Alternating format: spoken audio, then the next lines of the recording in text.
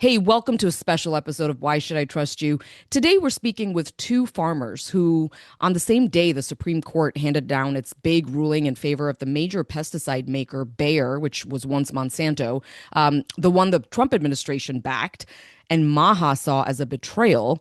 These two farmers, on the same day, were invited to the Oval Office to watch the president sign an executive order promoting the exact kind of sustainable farming practices they support, ones that rely less on pesticides. But they ended up witnessing something more. These farmers found themselves front and center for a last minute Oval Office debate over the executive order. Literally, President Trump holding the pen to sign the order as these conversations were swirling around him. On one hand, you had Robert F. Kennedy Jr. of HHS, Brooke Rollins of USDA. You had a couple of regenerative farmers. And then you also had Zippy Duvall from the powerful Farm Bureau. And then you had President Trump himself. So, what do these farmers think the last minute policy disagreements were really all about? What do they reveal about the broader struggle in this moment, which seems to be more than just about regenerative farming? Do they trust this administration to follow up on its promises? Do they see where some of their fellow farmers and many scientists are coming from? The ones who argue that transitioning to regenerative farming is unrealistic, too expensive, and in some ways is taking us backwards. We're excited to talk to these farmers, so let's get started.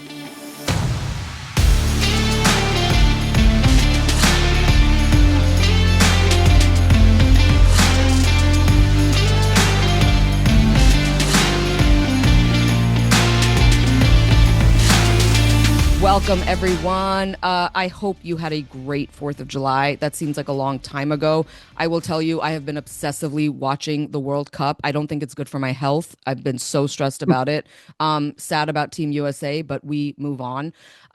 We have a very cool show today. You know, we love it anytime we can hear directly from individuals who were in the room where it happened. And that's certainly the case today. You know, we want to give a shout out to Politico. We saw this report on Politico, which talked about this meeting inside the Oval Office. And our immediate instinct, Tom, was we want to get in touch with these farmers immediately. Right. Two of these farmers are Will Harris from Georgia and Jonathan Lundgren from South Dakota. And he also worked at USDA, which is a really interesting kind of detail about him. They're going to join us in a little bit to talk about how this whole executive order went down inside the Oval Office before it was signed. I think there was some drama in there. And we'll talk about whether they think this administration and America's farmers are beginning to embrace this approach to farming, or in fact, everyone's kind of digging in a little bit more. But first, who are we? I'm Brenda Adhikari. I'm Tom Johnson. And I'm Maggie Bartlett. And of course, Dr. Mark, who's taking a much needed break. He'll be back soon. And keep those emails coming. We were reading them over the holiday weekend. You can get us at questions@whyshoulditrustyou.net. Okay, so Tom, before we hear what went down inside the Oval Office, this meeting, what do we need to know about this latest push by the administration on regenerative farming? Yeah, we're going to zero in on a single 24-hour stretch back in late June, just a little under 2 weeks ago, because across those hours we get a real window into the competing, I guess, call them forces that are shaping the direction of farming in America today. And the question underneath it all, I think, is: are we actually moving towards a transition to regenerative farming or not?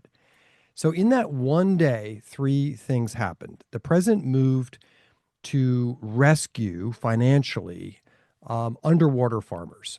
He made a big request to Congress for more aid. We had the Supreme Court handing down that win to Bayer Monsanto, which in many ways helps secure the future of America's most popular weed killer. And that was a stinging loss to MAHA. And as we mentioned, back in the Oval Office, there was this executive order that was scheduled to be signed. And it was once again the administration showing its support for regenerative farming and for MAHA.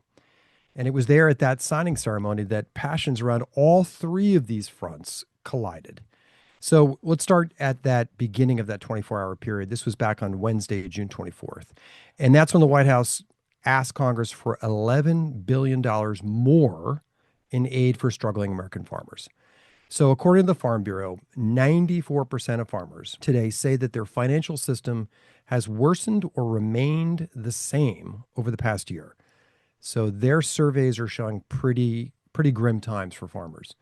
The group attributes this in part to the spike in fuel and fertilizer costs, which are a result of the war with Iran. And all this comes on the heels of what many farmers point to as a separate drag on their business, which is the administration's tariffs and the retaliation from our trading partners that were triggered by our tariffs. Things are so desperate for farmers that back in December, the administration rolled out $12 billion in aid to help the farmers get to their spring planting season. So we have this request for billions more in aid for farmers. And then hours later, just the next morning on June 25th, the second shoe drops. The Supreme Court hands down that decision in the major case, involving Bayer Monsanto and its popular glyphosate-based herbicide. And at issue was whether state juries can find the company liable for not including health warnings that the EPA had determined were not warranted.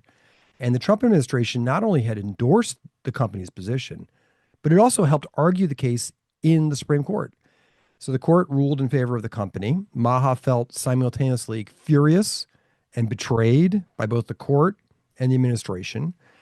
And we're kind of rolling now into the afternoon of that day.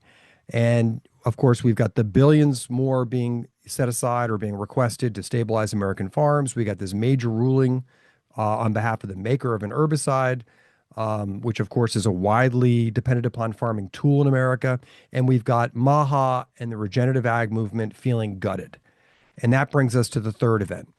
So just hours, as we said, after the court ruling was announced, a group of regen farmers and cabinet officials had been invited to gather at the White House for the signing of this executive order, which, ostensibly supports regenerative farming. And of course, that is movements that want to do away or reduce, at minimum, chemical herbicides and pesticides in our farms.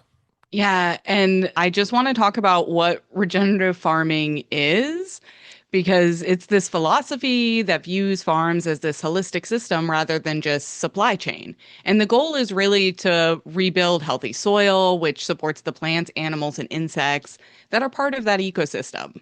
And farmers end up doing that through like a variety of practices, and they don't do necessarily all of them, but they might plant cover crops to help protect and nourish the soil. They might rotate the crops. They might, so they're not planting the same crops year in, year out. They might reduce the plowing they do.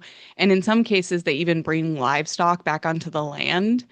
And I think what was interesting is that this is kind of a small movement because there's no single definition of regenerative agriculture, that it's really hard to measure precisely. There's one recent analysis we found that estimated it accounts for less than 2% of the world's farmland. Yeah, absolutely. On the question of pesticides, critics of regenerative farming, and I don't know if there's necessarily critics of it on a whole, but people take issue with their criticism of pesticides, and they say that, we have a government agency. We have the EPA. These are experts who regulate for safety in our farm tools. They approve pesticides only after a rigorous process, and they review the science and the data continually year after year. And all of that, to these critics, just gets swept away and really sort of, dismissed.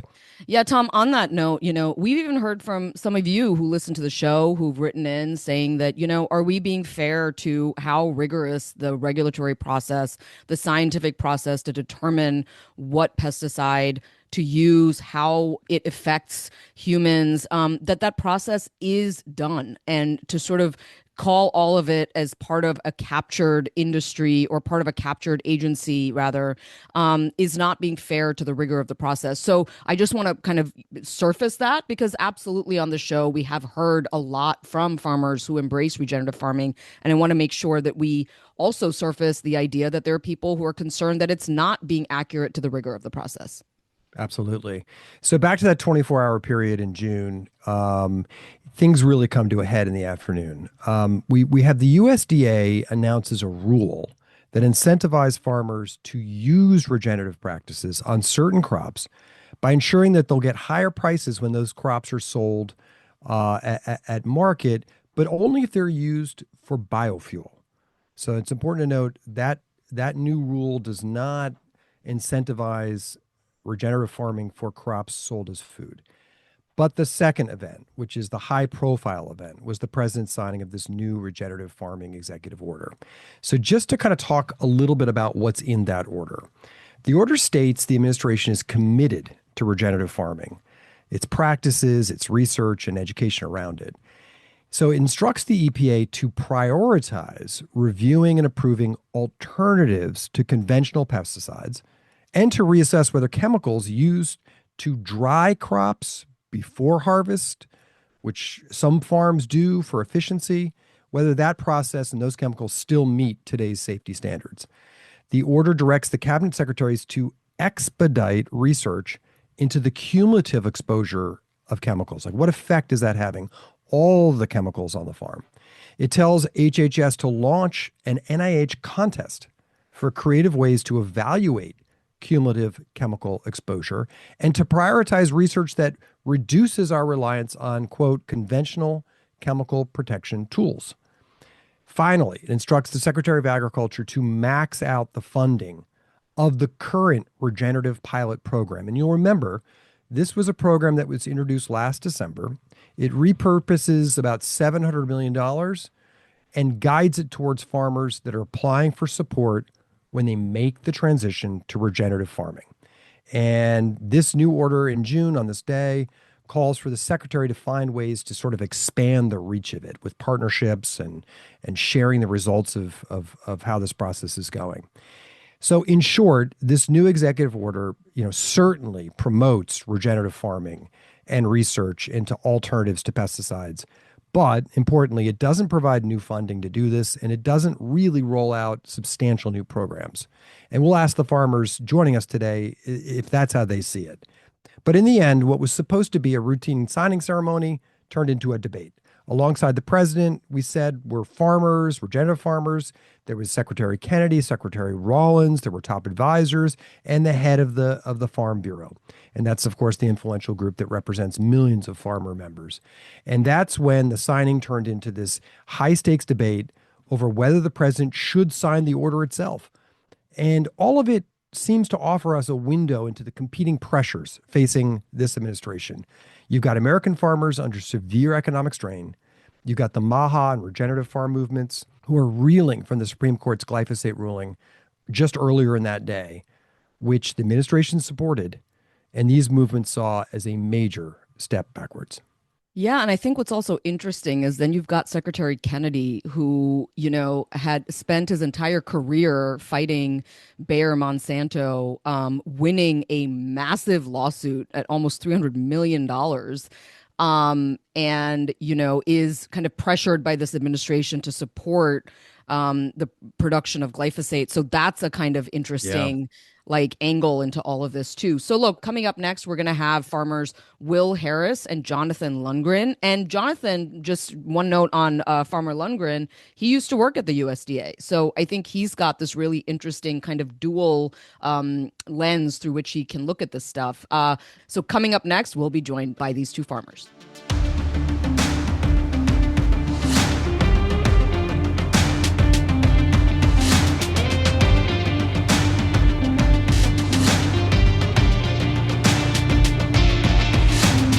All right, welcome back. And a big Why Should I Trust You? Welcome to farmers Will Harris and Jonathan Lundgren. Will Harris is a fourth-generation cattleman and the owner of White Oak Pastures in Bluffton, Georgia, where he manages the same land his family has farmed since 1866. In the late 1990s, he transitioned away from pesticides and industrial farming practices to regenerative methods of livestock farming. He has served as president of the board of Georgia Organics and as beef director for the American Grass-Fed Association. Welcome to the show, Will Harris. Thank you for having me. And next, we have Dr. Jonathan Lundgren and farmer Jonathan Lundgren. Jonathan is an agroecologist and the founder of Ecdysis Foundation and Blue Dasher Farm in Esteline, South Dakota. He earned his PhD in entomology and spent more than a decade as a scientist with the USDA, the United States Department of Agriculture. He is focused on soil and ecosystem health and works with farmers to find practical approaches to more sustainable agriculture. Welcome to the show, Farmer Lundgren. No, thank you very much for having me. We're going to get to this invitation y'all had to the White House for the signing of this executive order on regenerative farming. But Farmer Will Harris, I want to start with you. You told us as we were preparing for the show, you told us that you were about as industrial as it could get when it came to farming. Talk to us a little bit about your journey as a farmer. My dad ran the farm, and he was a very industrial farmer. Took over the farm post World War II, changed it from the food production system his dad and granddad had to a monocultural cattle operation using all the industrial tools. And he was good at it. My dad was a really good cattleman. I grew up on the farm and never wanted to do anything except be an industrial cattleman, just like my dad. I loved it. I went to the University of Georgia, majored in animal science. By the way, animal science had been animal husbandry, but it had been changed to animal science. And science and husbandry are very different. Science is very linear, husbandry is very cyclical, but it was the same major. And so I graduated, came home, ran the farm with my dad very industrially. Eventually took over the farm in the mid 90s.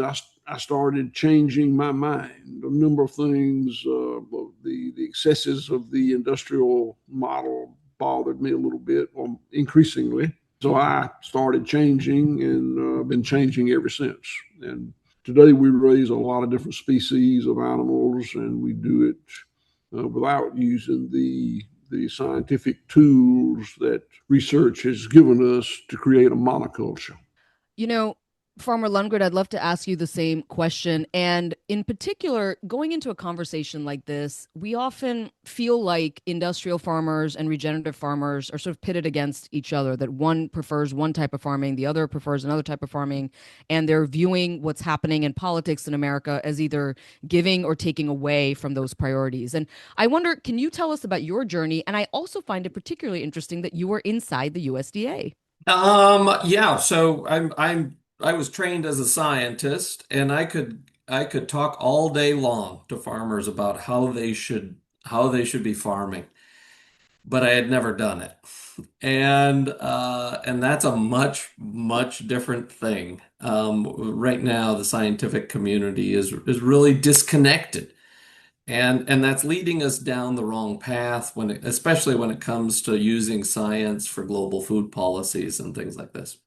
And so as a scientist, I had, just like everybody, right? We all have these metrics of success that we assess whether or not we're a useful human or a useful farmer or a useful scientist. Very few people had better stats than I did. I had I was an advisor for the USDA, EPA, European Food Safety Authority on the risks of genetically modified organisms and pesticides. I had papers, millions in grants, a whole horde of grad students kind of going through the puppy mill. But I could drive from my house in South Dakota over to Minnesota where my parents lived, and things weren't getting better. And so all of my accolades as a scientist were meant to help, and it wasn't working. Things were getting worse for farmers. They weren't getting better. And one thing led to another, and I quit. And I bought the farm, literally. We were sort of self-challenged to ask the question of, if we were to actually try to use science to foster the evolution of a new system, a new food system, not one that's just keeping the current broken system alive, what would that science look like? What would the scientists have to look like? And the first step in that process was that I think that the scientists had to actually walk the talk. And so we founded a research foundation, a nonprofit, on an operating regenerative farm. My God, I've never had to learn so much so fast. And the number of mistakes that I continue to make on a daily basis exceeds, yeah. But it's also taught me how to ask questions and what questions are the important ones. And that led us down this path to the Thousand Farms Initiative and to being introduced to absolutely inspirational farmers like Mr. Harris. So both your paths, very different paths, led you to the same place, to regenerative farming and to support this. Both your paths then led you to the White House on June 25th for the signing ceremony for this executive order supporting regenerative farming. Just, I guess, I'd love to hear from you, Will, first, if I could. What were you expecting when you showed up at the gates of the White House to go into this event? Like, what were you thinking this was going to be? I'm a very apolitical person. I don't really follow politics as closely as I probably should or certainly could. Uh, and I really, my expectations were pretty low. It was a little concerning to me that they wanted us to come for this executive order and they wouldn't tell us what was in the executive order. I asked 2 or 3 times and it was very evasive. As it worked out, it was okay. I mean, it was fine. Nothing that I was opposed to, but I had concerns about it. I guess what caused me to leave the farm and get on the airplane and go to D.C. is appreciation for the fact that suddenly regenerative land management was getting some attention. I've been doing this for 20 plus, maybe 30 years. And during that 30 years, I have vacillated wildly from thinking about myself that, I am a niche marketer. I'm growing food this way, and I've got people that want to buy it from me, and that's how I'm making my living. And my daughters are coming back to the farm to perpetuate that. I am a niche marketer. And I wasn't in love with that, but it was okay. I'll take it. I'll make a living that way. And then I would go through a period of time when I said, I think I am what they call an early innovator. I didn't say that out loud. I thought it to myself. And I liked thinking of myself as an early innovator more than I did a niche marketer. But I would find myself back thinking of myself as a niche marketer because it wasn't going anywhere. And I have vacillated like that for 20 plus, maybe 30 years. We could talk all day about how efficacious this session was that Jonathan and I attended. It's the greatest indicator that maybe we got a true innovation here. We may not, but it's the best indicator to date.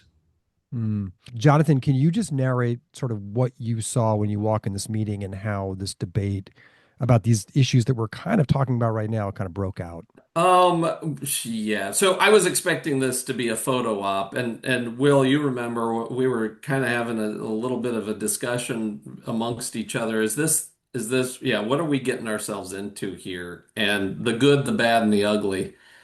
Um, and when I got into the room, it kind of became clear that I don't think any decisions had been made on that EO, that executive order. There was legitimate discussion. And in fact, it got pretty heated in there. I mean, yeah, Farm Bureau, who love them or hate them, they're. I don't want to make them the enemy because we need them on our side, right? Mm-hmm. The greed that influences decision making, that is the enemy that we really have to be focused on here, and give people the chance to do the right thing, right? But in this meeting, Farm Bureau was against that order. And had you read the order at this point, or you're No, no, just none of catching us that they're had. against it? Yeah, we were operating on trust and faith that there was something meaningful in there. Right. And what did you hear the head of the Farm Bureau objecting to the president before he signs this? I think Farm Bureau had maybe like it wasn't Mr. Duvall who was the representative there, the president there. I don't think that he had read it, but I think that some probably lawyers or marketers within Farm Bureau had read it and seen that there was the implications were that our food system, that especially the agrochemicals associated with our food system were making Americans sick. The conventional or corporate food system that Like the was insinuation that our food supply is making people sick. right, right. And so that ended up, I think agrochemicals were the theme of the day, or at least the discussion. And I like that, but I also don't because regenerative ag is much more than just about banning agrochemicals. It's about replacing them and not needing them anymore. Right. And I wish that could be a part of it, but at the same time, boy, we gotta stem the hemorrhage here. We're really hurting our farmers and our communities right now. So that brings up a really good point, because talk about cross currents as you're walking into this Oval Office meeting. You just hours before the Supreme Court ruled in favor of Monsanto Bayer, Yeah. which the administration supported, which in essence is going to help secure the future of glyphosate-based herbicide in this country. How was that a dynamic in the room in the Oval Office? Well, it wasn't on the agenda, but I put it there because I'm pissed. I'm like sitting in my own community, and for the last 10 days, we've been sprayed every single day. And the staff is sick. My family's sick from this spray. And I'm watching plants on my farm die from herbicide drift. The bees are here, and we can't even let them out. And they're not going to die right away, but they're going to die in the winter because of all the sprays that they've accumulated. And I'm just like, this isn't right. This isn't right, and there's a better way. And you just stopped. And this is what I told President Trump. I'm like, the Supreme Court just decided that families who have been poisoned by pesticides have no recourse against the government or against the pesticide companies that sold them the drugs. And that sucks. How did he That was a respond? huge sucker punch right to the gut of MAHA. Jonathan, tell us a little bit about your role in this meeting. My understanding is that you spoke up. Oh, I don't know. I mean, I think we all spoke up. I think it was really important that the farmers were there. I think that it significantly influenced the president's decision to sign that order. I don't think that it was a done deal. I don't think that it was just a press, opportunity to, okay, haul the farmers in, and the president's going to sign, and everybody put on your grin and your hat. And it didn't feel like it was that way. Time will tell, but I think the intent, at least certainly from HHS, is that this is an opportunity to make some change. How did the president respond when you voiced your profound upset at the Supreme Court ruling? I don't know, Will, what did you think? He looked kind of surprised to me. Is that what you read? Yeah, it really is. I mean, I know he's a busy man. I don't think he knew a lot about what that executive order represented. I don't think he knew a lot about that Supreme Court ruling. I think that he was there kind of information gathering. And I'll tell you, Jonathan's he's playing the modest card here, but he did a fantastic job uh, eloquently voicing the opinion of all of us to the president and Mr. Kennedy and Mr. President and the other people there. He did a fantastic job. Well, I want to hear a little bit about that. Jonathan, stop being modest. Because in this article in Politico, one of the things you said was that, the Farm Bureau tried tooth and nail to convince the president not to sign that order. So tell us a little bit about that. And, did you speak up to the Farm Bureau? Like, what was going on? Just put us in that room that day. Let's see. So yeah, Zippy Duvall, or Mr. Duvall, was the president of Farm Bureau. Was like, yeah, you're going to lose if you sign that executive order. You're going to lose the vote of the Farm Bureau. It's you're hurting the American farmers, and you're also, I mean, they have a personal relationship for the president and the president of Farm Bureau, and I think. I read that the friendship was on the line if that order went through, and Callie Means was a real bulldog in there and really helped. He's with HHS. He's one of RFK's Junior's top advisors, and I think that he had a lot to do with the CEO. The HHS group was like they weren't leaving this one to fate. RFK Jr. told the president this is probably one of the most important executive orders that you're going to sign in terms of making America healthy again.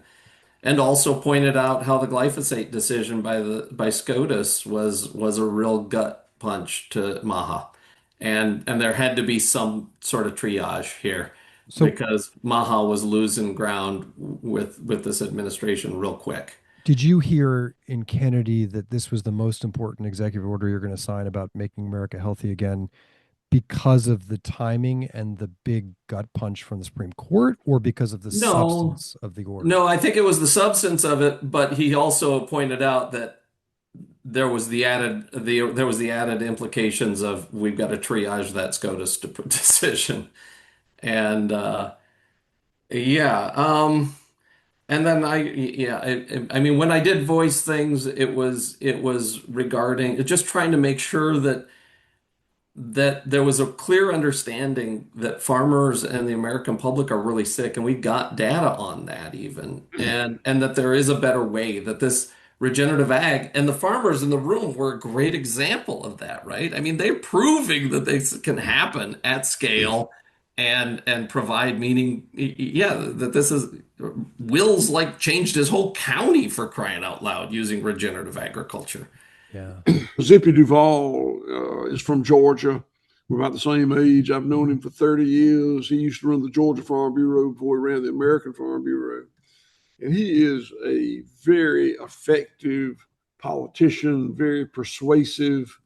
And he was crystal clear that he really was committed, emotionally committed to blocking this order. He was very passionate about it and did a very good job arguing it. I'm glad I didn't have to debate that with Zippy. I'm glad Jonathan was there to do it for us. But he's very passionate about it. And Yeah, he and was. And that's his job. That's his job. I don't begrudge him that. He was doing what he's supposed to do. That's what his career has been. And I understand it. This isn't personal, but he was very passionate in his argument. Will, what's interesting is in that article, which is how we found y'all, his communications director said that the account of what Duvall said in the meeting was not accurate based on what Jonathan Lundgren and others had said, right? And he said that Duvall didn't say he would withhold support for the president. And he said, quote, he did express concern about the EO, but not related to its stated purpose. Farm Bureau supports research and innovation, which are key to advancing agriculture. We support regenerative agriculture. Duvall's concerns were over the insinuation that our food supply is not safe because of pesticides. I want to give y'all a chance to respond to that. Is that seemingly in the spirit of what you witnessed in the Oval Office? Jonathan, let me ask you first. I don't think that we're going to attain what's possible in regenerative agriculture with a heavy dependence on agrochemicals. And so they are at odds with each other. That doesn't mean that we need to go through and ban everything. I don't think that that's a healthy response either. I think that there needs to be an education about the implications. Hell, we could treat them like tobacco, right? Tax the hell out of them, use the tax money from it because it's the same, it's a drug. In its application, the more you use, the more you need. And it's having the same societal impacts as any drug has had. Um, I think that Zippy Duvall doesn't see it doesn't see regenerative ag the same way that the farmers who are practicing regenerative ag sees regenerative ag. And that's a real central point to this whole thing, right? What are we talking about with regen? Yeah, and that's I think where we want to go next. I just want to complete this part of this conversation. The president takes on board everything that's being debated around him. Is he, as he's, I guess, turning to sign this order, is he basically saying to the head of the Farm Bureau, like, I heard you, but I think this is the right thing for agriculture in America? Or is he saying, I heard you, and this really isn't going to affect you that much? Or is it something else? Like, how did you just finish that bit there as to how the president went on now to sign it? I heard, and Will correct me if I'm wrong. I don't think that the language in here is threatening to you in any way, and it doesn't say what you're saying it says, and so he's gonna sign the thing.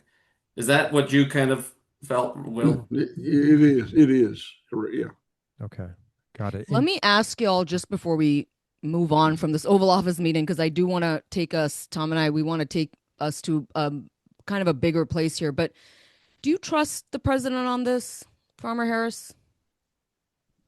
I've been in this transition for nearly 30 years, and it's the first time that I've seen a politician of any stature take this much of a stand on regenerative farming. So, do I trust any politician to not change their mind and follow the will of the public? No, I don't. I think that happens all the time.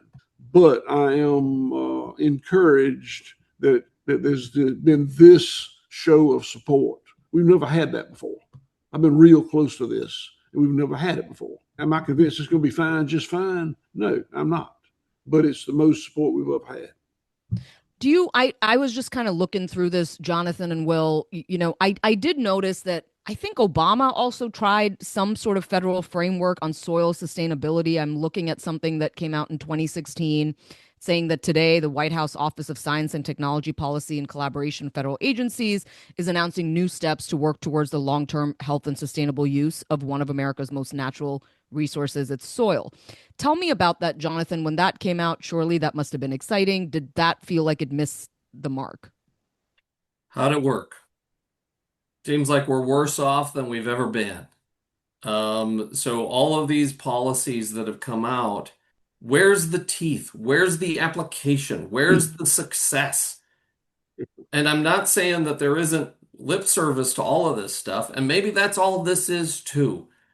But at the same time, and Will, have you ever in your life seen people that are like voting because they want healthy kids and healthy food? It gets back to that niche marketer or early innovator. And I feel more like an early innovator today than I've ever felt. Am I convinced I am? No, I don't know. It could go the other way. The conversation you were having a little earlier, I started getting in, I didn't. But conventional farming, conventional agriculture breaks the cycles of nature. The whole premise is to break the cycle, decide what is a pest. Anything in the growing environment that's not the crop is pretty much a pest. And we use pesticides to destroy the pest. Pesticide is like homicide. It's to kill. So the whole premise of modern industrial monocultural farming is to have just the crop out there and nothing else, which negates any opportunity for symbiotic relationships of other species. I mentioned earlier that the bounty of nature is the profit that we all enjoy. The coal and oil and gas in the ground that we've been enjoying for the last 100 years it was the bounty of nature in the era of the dinosaur. And nature always creates a bounty, and it does today, but we engage in using we break the cycles by maintaining a monoculture.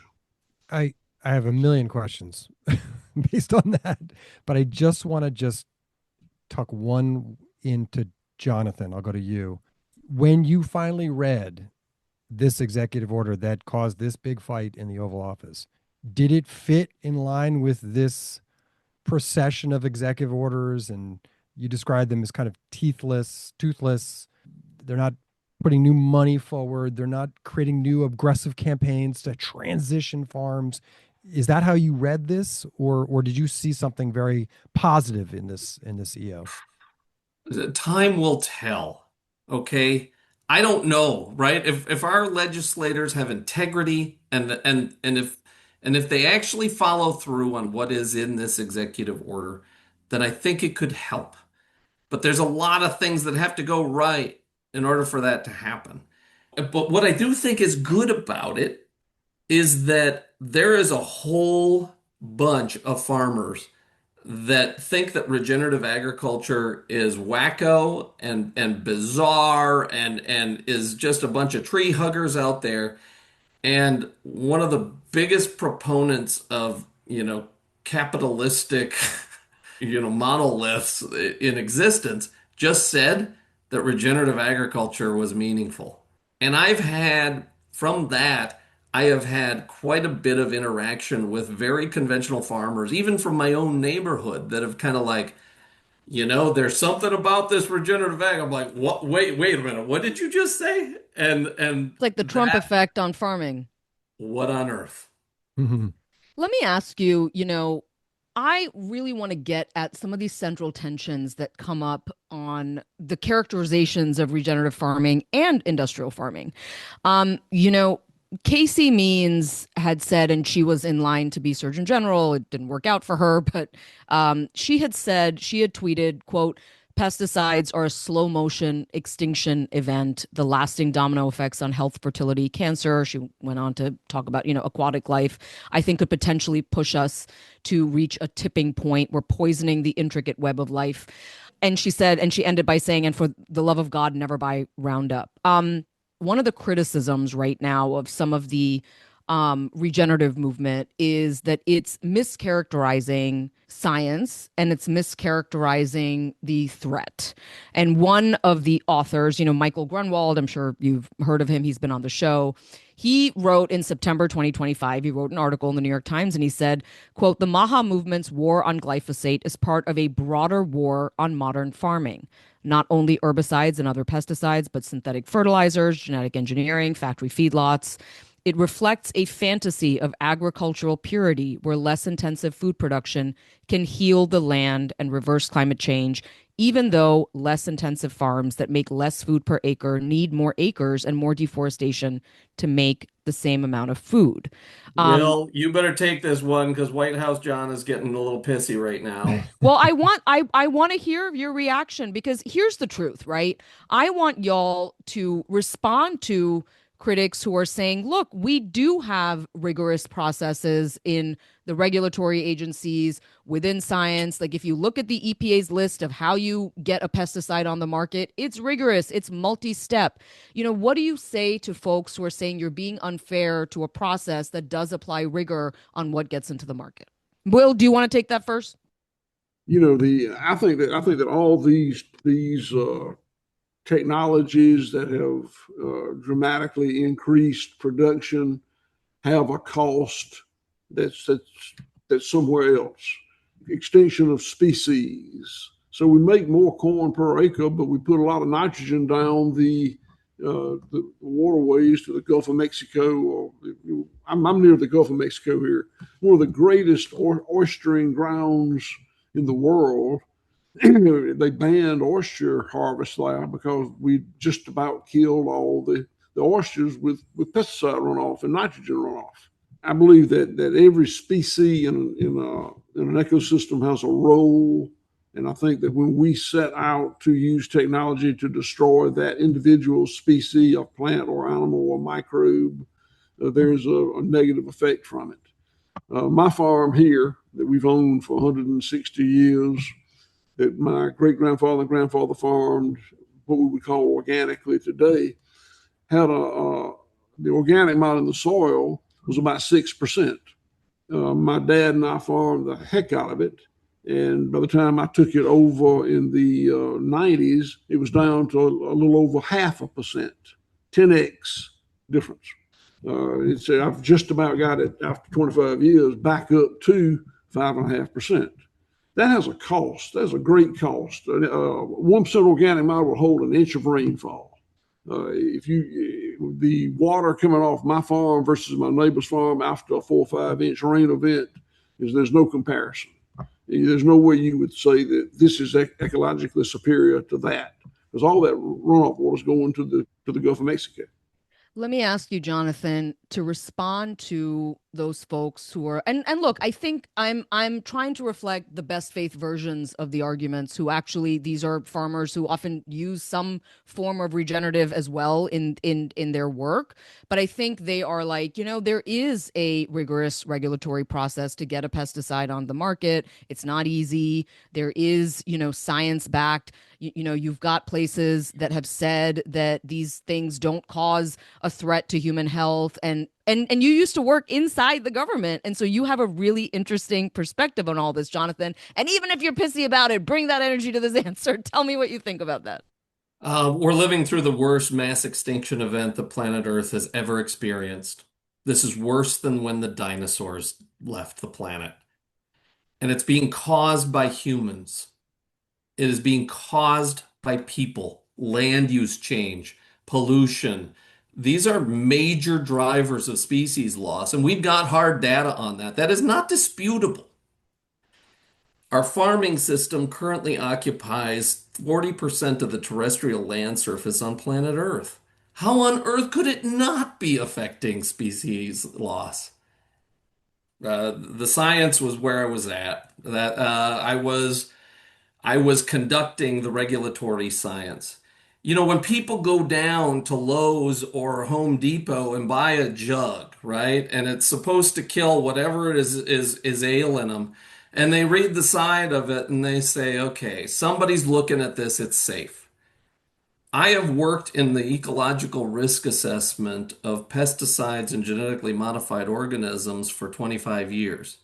I can authoritatively tell you nobody's watching. Nobody is watching. How on earth could they?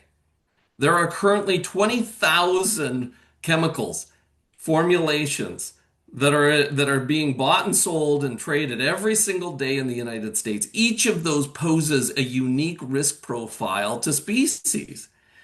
Where would the money come from to assess the risk of these things?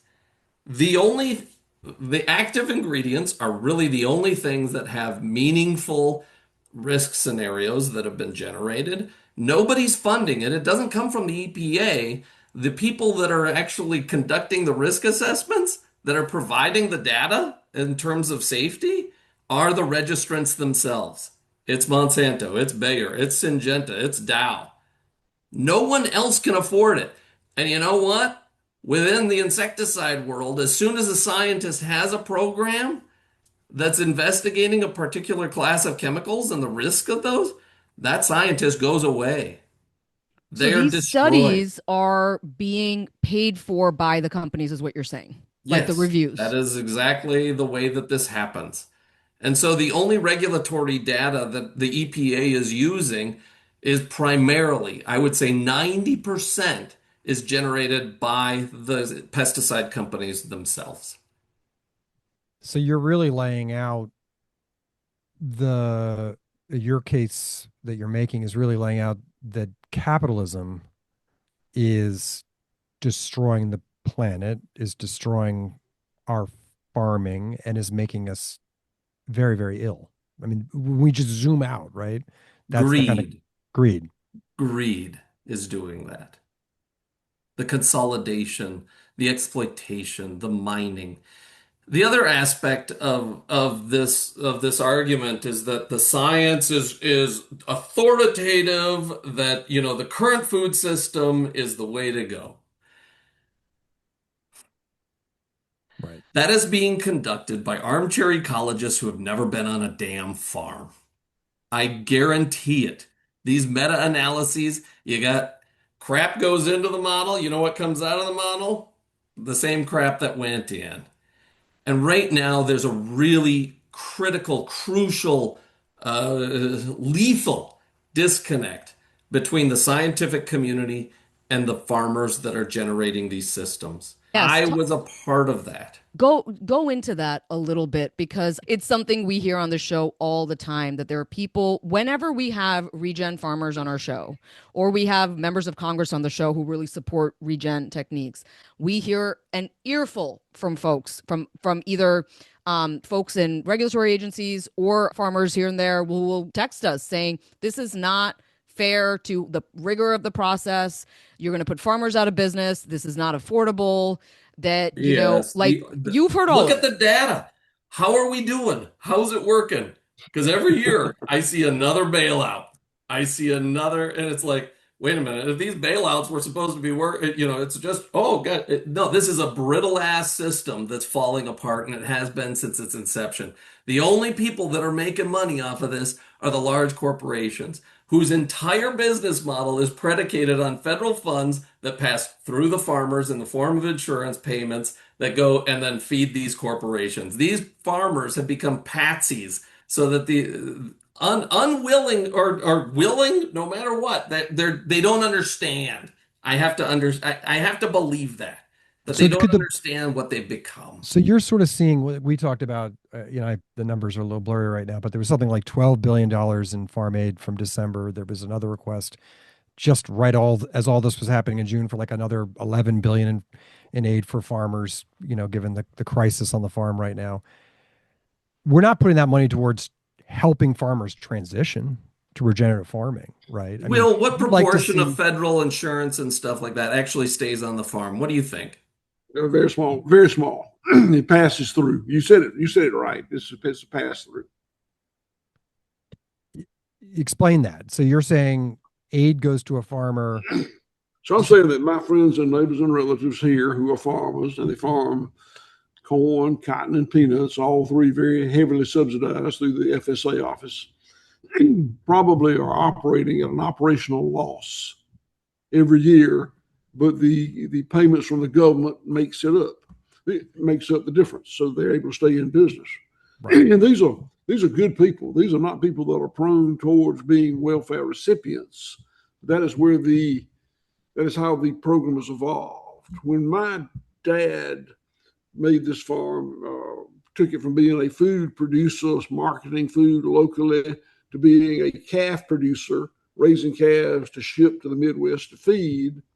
He existed in this place in the pipeline, and there was profitability there. As it has evolved, that space that's allowed these monoculture producers has narrowed and narrowed and narrowed until it doesn't work financially anymore. It won't work without the government payments, and the payments pass through the farmer to go back out to pesticide companies, equipment companies, etc. Right. Supports this whole ecosystem, this One of my financial ecosystem, not the natural ecosystem. That's Let me right. ask you this, because one of Jonathan, my you one go of my ahead. farmer. Let me just put a button on that.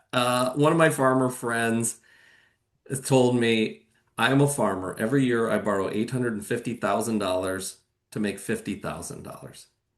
Where's the other 800 grand going? I want to ask you, and I'll take it to you, Jonathan. Um, we talked a lot about how people today in America are more and more out of touch with farms and farming. And what they're in touch with, as Will so eloquently said, is like the product with the farmer and the cow on the side of the milk. They're not in touch with actual farms. Just take one thing. Let's take monoculture on a farm. I want you to tell us, for the folks that are just not in touch with farming today, they just roll through the supermarket, get what they need, and they're out. What is the danger of just that? The simplification of our food system. So we'll nailed it. Okay, it's about life.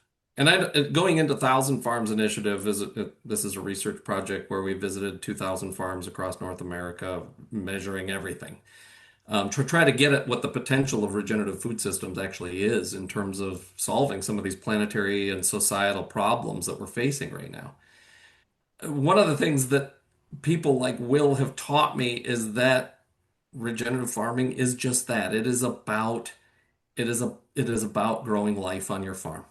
Suddenly carbon, pesticide and pollution, water cycling, farmer happiness, health issues, nutrition, they all fall into place. And they're all an artifact of one thing, and that's the promotion of biodiversity on farms in all of its forms. Okay, so when you take the life off of a farm, okay, and you replace it with a monoculture, a single species that's been planted over and over and over again across a broad acreage, right? Then you have to how that ecosystem used to function is with life, all of the different species that would do different things and interact with each other to produce this wonderful, beautiful thing. And then suddenly you've got to replace everything that biodiversity did with a jug. And no matter what it says on the side of the jug, it can say herbicide, it can say fungicide, it can say fertilizer. They all do one thing. They eliminate life and they replace what life used to give the farmer for free. That's what those things do. And so there's this perpetual cycle. Once the farmer is on this treadmill, they can't get off. And they're being told, and the whole infrastructure, their whole community around them is explaining to them why has to be so. And meanwhile, their families are getting sick, and the nutrition of our food is down by 40% of what it was 40 years ago. And the pesticide contamination and the fertilizer contamination of our water is such that we all have to have RO systems, and one chink at a time we accept until suddenly you look around you and you open your eyes and you realize, what the fuck did we just do? How did we get here? And it all started with that monoculture. Tom, I think you had a follow, right? Yeah, I just want to go back to the question, and this is to Will, whether you feel you're an early innovator, like on the cusp of this change in the way that we're going to do agriculture in this country towards regen, or do you feel, and again, this is my interpretation of the question, do you feel like you're going to just be a niche thing, like a small organic farm, or it's not going to be the way we move broad, like as a broad society? It's just you're always going to be a niche thing. When I made the decision to change the way I farm back in the late 90s, early 2000s, I did not define myself as either one of those, early innovator or niche marketer. I didn't feel compelled to define myself. I just took a new direction. Along the early days of that were very, very economically difficult. But the timing was very fortunate. Things turned around, and we had some really good years. It was during those times that I vacillated back and forth between, am I just doing this something different on my farm, this niche that I want to do, or am I part of a movement to change the way we produce food in America? When two of my three daughters and their spouses chose to come back to the farm, it made me feel more like an early innovator than I had ever felt. But despite all the discussions of how we produce food in America, the forces of industrial commodity farming are very powerful, very persuasive. And being an early innovator was not that important to me. I thought it was nice, but I didn't feel compelled to take risks just to hold that opinion of myself. I have, though, in recent years, been increasingly optimistic. I formed a nonprofit, a 501c3 called CFAR, Center for Agricultural Resilience. And it has been, I'm really surprised at the acceptance we've had. We have instructions, tutorials, sessions, classes here on the farm, teaching people who are interested in this form of agriculture how we do what we do. Seldom are the participants large industrial farms. Almost exclusively, they're young people that want to farm, or maybe a little older people, mature people, 30s, 40s, 50s, who have accumulated enough wealth to invest on a farm and want to do it differently. I still don't know how this thing's going to work out. The economic forces that want to maintain the industrial commodity food production system are powerful and wealthy and persuasive. And making the change is very difficult economically, financially for the farmer. So I have no idea, but I feel we're closer to it than we have been any time in my 30-year transition. Jonathan, I'm going to give you the last word here. I want to just ask you, first of all, I'm so grateful to both of you for coming. This has been such an educational conversation for us. There are folks out there, and again, I feel compelled to represent other viewpoints on this just because I think that makes it a more complete kind of picture, right? There are folks we hear from who say, nothing is more important than securing America's food supply so we can feed ourselves. And this feels privileged to be able to talk about organic tomatoes and soil health and things like that. And it's too expensive, and we aren't ready. I want you to just make the case for why you think we are ready, and whether or not, you think that culturally industrial farmers are, in fact, ready to turn the page to a new way of farming, if that's what you're hearing. All right. So I can haul out the data, right? I can tell you we've got hard data on 35 plus cropping systems, 10 plus livestock systems in replicate across the country, looking at a continuum of different management practices in order to try to assess the relative value of regenerative farming versus more industrialized farming. And I can tell you that regenerative farmers, you don't lose yield, right? That you have equivalent to the national averages. That the net profitability of regenerative operations is equivalent to the net profitability of conventional operations.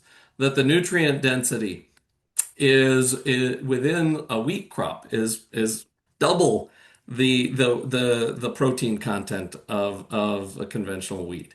I can show you the implications, the health implications.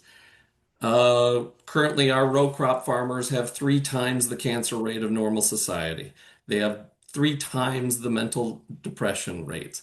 They have 2,600-fold increase in Parkinson's. We're killing our farmers. And I can haul out all of that information, and the farmer still doesn't change. So what is it? What is the real drivers here? When we go to a farm, I don't care whether you're regenerative or conventional or anywhere in between. When we leave that farm, I want the farmer to know that we care about them, that we care about their farm, that we care about their families. That's much different than we were up in Maine and working with these farmers. They were in their 80s. They were wild blueberry producers, and they had given everything over their entire lives to stemming the tide of industrialization that was going to wipe out their communities, right? And they'd worked their asses off. And here they are at the end of their lives. They just want to know that somebody cares, that it won't just be forgotten, that somebody gives a crap, right? That it wasn't for nothing, everything that they had just given. And in drives this group of wacko scientists in a caravan of old crappy minivans, and they spill out and they think that this is the coolest farm that they've ever seen. And we capture it. We've got the numbers. We can support what it is that these people have experienced. And as a scientist, I didn't understand how important that is, that connection, that was a part of my job as a scientist, that the data is important, but the relationships and the trust is what's going to get us to the truth of what our food system is capable of. And so when I hear the scientific arguments against that are informing global food policies, I can't deny what it is that I've experienced on these farms. And I wish so badly that somebody else could experience that, because they couldn't deny it either. As a scientist, I got into this whole thing from a much different perspective, and farmers like Will Harris and the regenerative farmers around the country have taught me that when you're a scientist, the most important tool that you have for measuring the potential and the wonder and the beauty of the world around you is your heart. And we got to have that. Farmer Jonathan Lundgren, Farmer Will Harris, I'm just so grateful you joined us on Why Should I Trust You? Your candor, your storytelling, and just your honesty is really welcome. Thank you for joining us today, both of you. Thank you for having us.